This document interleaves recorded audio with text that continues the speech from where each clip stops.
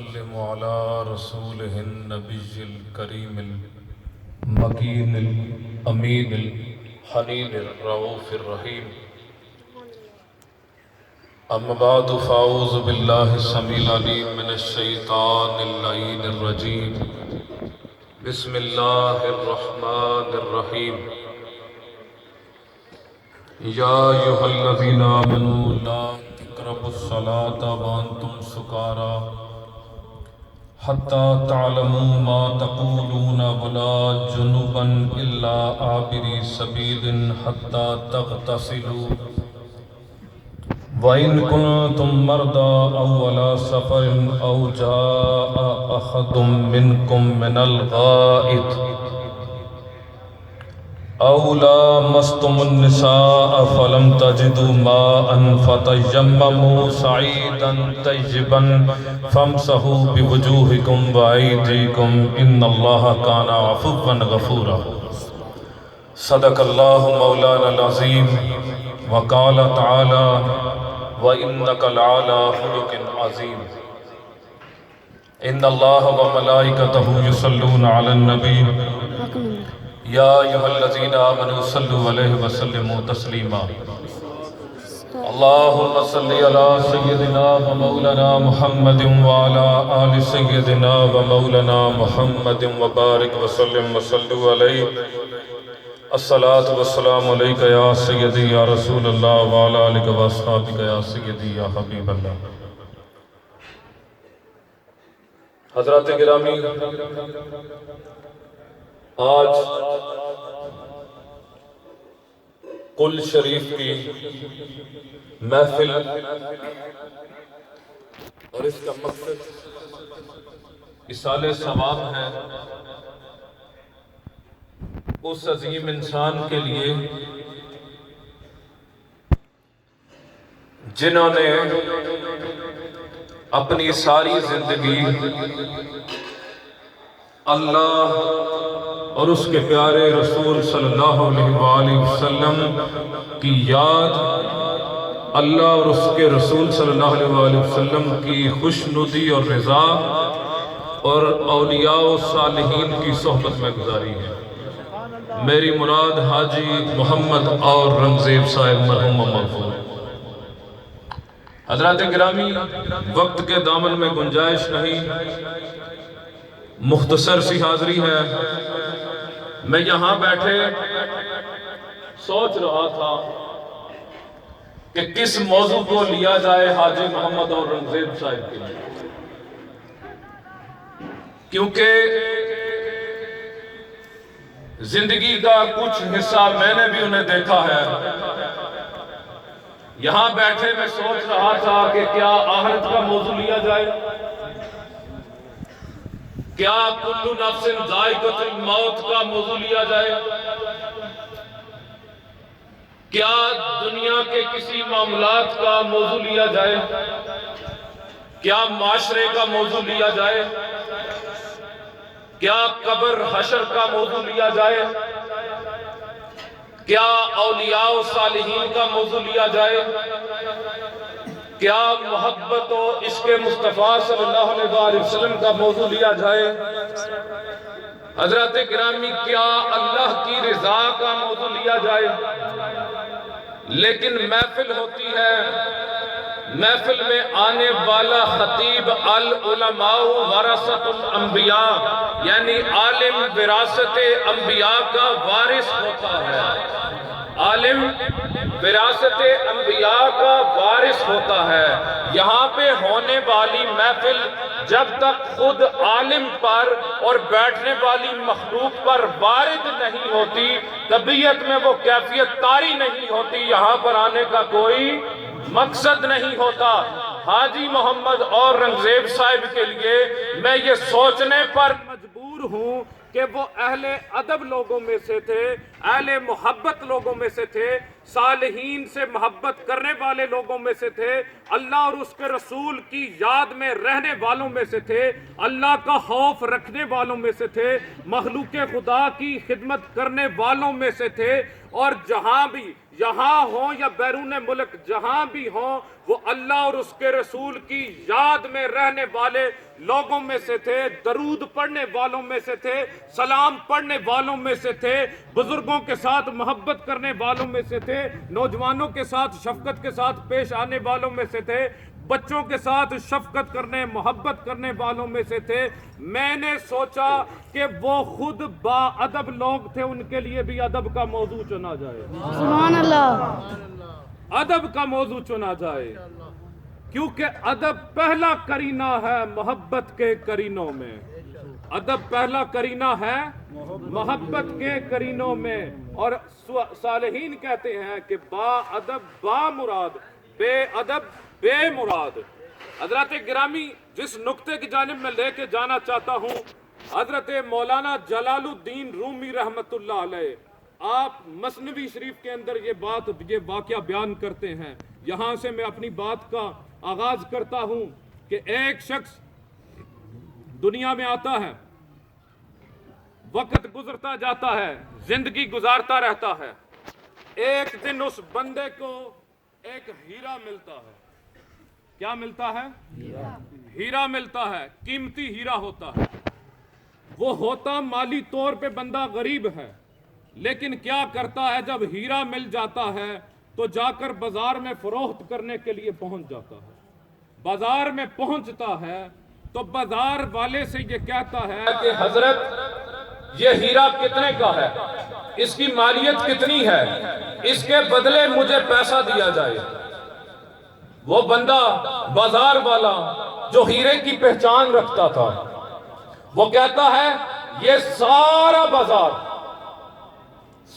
بازار اس ہیرے کے بدلے دے دیا جائے، پھر بھی اس کی مالیت زیادہ ہے، پھر بھی اس کی مالیت زیادہ ہے، اس کی قیمت زیادہ ہے۔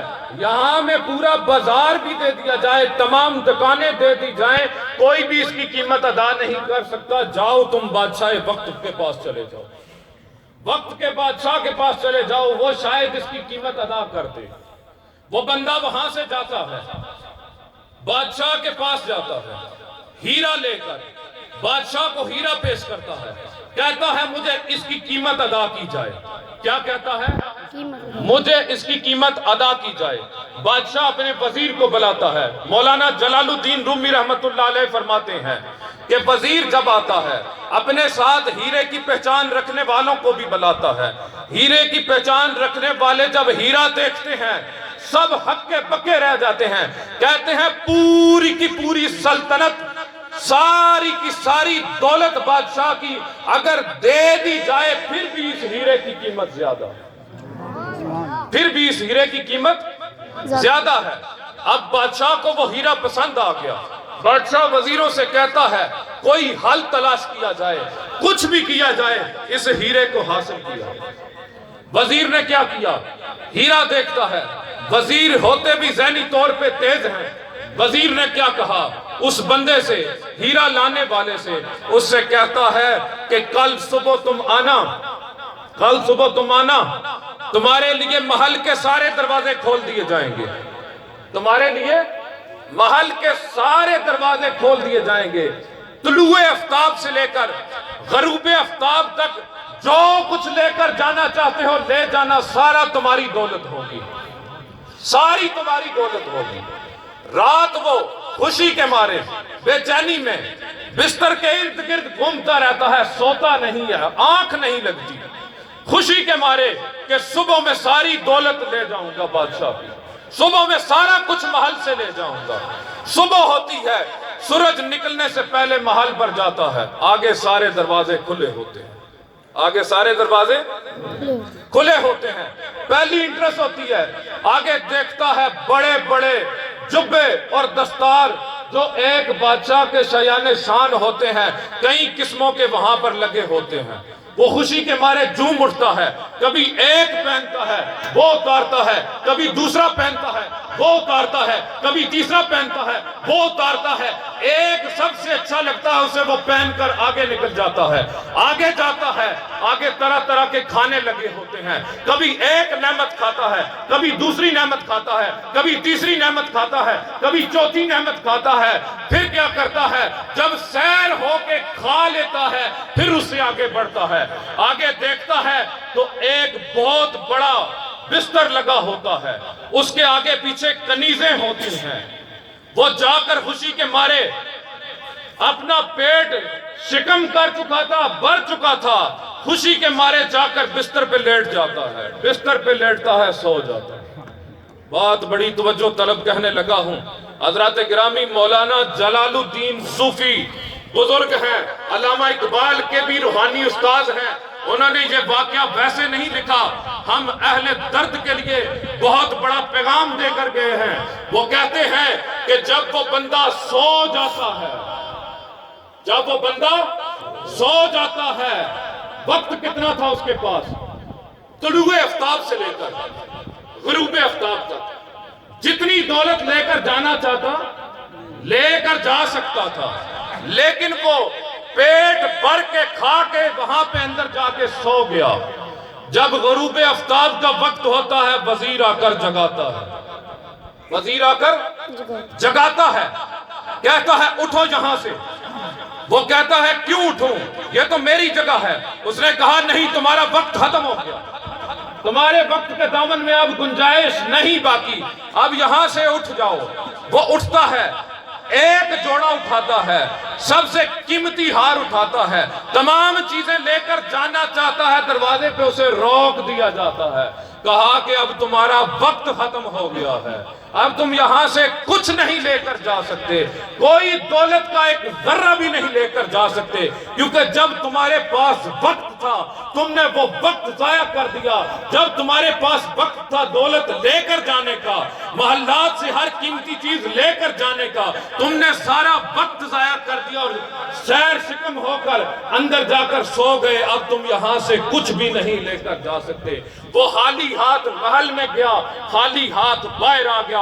مولانا جلال الدین رومی رحمت اللہ علیہ آپ فرماتے ہیں انسان اور بندہ مومن اور مسلمان کی زندگی بھی ایسے ہی ہے، وہ دنیا میں ہیرا لے کر آتا ہے ایمان کا، وہ دنیا میں ہیرا لے کر آتا ہے ایمان کا، اگر وہ اسے تراشتا رہے اور جاگ کر اللہ اور اس کے رسول کی یاد میں رہتا رہے، مخلوق خدا کی خدمت کرتا رہے، دین کی خدمت کرتا رہے، معاشرے میں ہر فرد کی خدمت کرتا رہے، تو وہ بلائی کے ہیرے چنتا رہتا ہے، وہ بلائی کے ہیرے چنتا رہتا ہے، اپنی جیب بھرتا رہتا ہے۔ لیکن اگر معاشرے میں آ کر وہ مخلوق خدا کا بغض دل میں رکھتا ہے، مخلوق خدا سے نفرت کرتا ہے، اپنے دل میں عشق رسول نہیں رکھتا، ادب رسول نہیں رکھتا، اللہ اور اس کے رسول کی یاد والا خوف نہیں رکھتا، اس بندے کی بھی مثال ایسے ہی ہے جیسے محل میں گیا تھا اپنا چولا بھرنے کے لیے لیکن لوٹ خالی آتا۔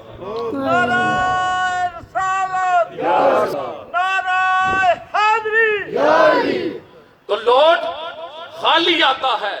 فقط کن لوگوں کو ملتا ہے جو مخلوق خدا کی خدمت کرتے ہیں، ادب رسول بھی کرتے ہیں، عشق رسول بھی کرتے ہیں، محبت رسول بھی کرتے ہیں، اللہ کی وحدانیت کا اعلان بھی کرتے ہیں، خوف خدا بھی رکھتے ہیں، صالحین کی صحبت بھی اختیار کرتے ہیں۔ اللہ تعالیٰ انہیں نوازتا بھی ہے۔ حاجی محمد اور رنگزیب صاحب وہ شخصیت ہیں، ہم بچپن میں دیکھا کرتے تھے کس طرح وہ اولیاء کرام سے ادب کیا کرتے تھے، صالحین کے ساتھ محبت کیا کرتے تھے، ان کے چہرے سے بھی عشق رسول کا نور نچھاور ہوا کرتا تھا۔ وہ جب ان کے سامنے حضرت صحیح سلطان بہو رحمت اللہ علیہ کا نام لیا جاتا تھا وہ مچل جایا کرتے تھے، جب حضور کی ذات کا ذکر کیا جاتا تھا وہ مچل جایا کرتے تھے۔ مچلتا کون ہے؟ جو عشق مصطفیٰ والا ہوتا ہے۔ یہاں پہ میں حضرت اسلحہ کی بات کر کے اجازت چاہوں گا۔